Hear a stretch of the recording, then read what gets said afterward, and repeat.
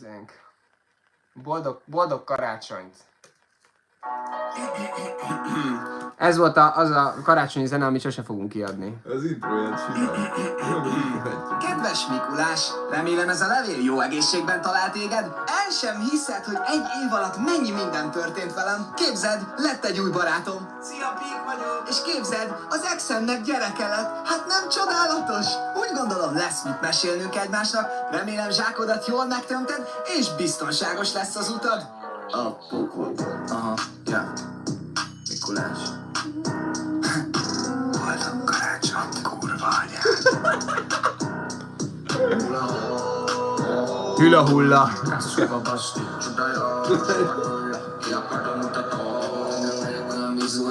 De megnézném, ahogy beszáll a Mikulás is.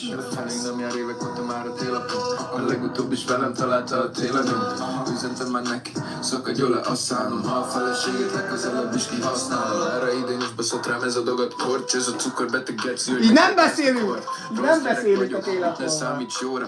Így nem beszélünk a télapóval.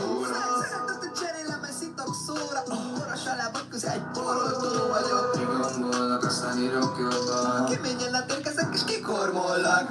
Hát nem vagyunk, mint a gonoszok, megszálljuk a lelkedet, mint Ukrajnát az oroszok. A barozok, Riesling,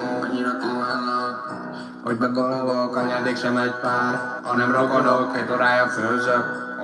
Most már rogyogok, a fal alatt itt lopnak a drogosok. Sziasztok, Fik vagyok, karácsonyfa függő.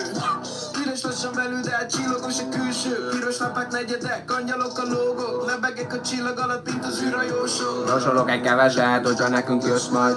Kivágom a beledet, Sándor József.